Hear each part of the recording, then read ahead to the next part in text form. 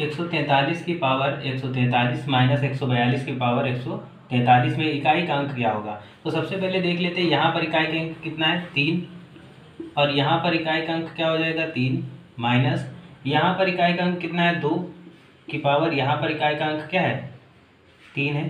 तो इसका कितना होगा, यहाँ पर हो जाएगा 27 माइनस यहाँ पर कितना हो जाएगा 8। अब इससे हम क्या कर देंगे, इसको लेस कर देंगे तो कितना बचेगा 19, और इकाई का अंक क्या हो जाएगा 9, यानी 9 हमारा क्या हो जाएगा आंसर।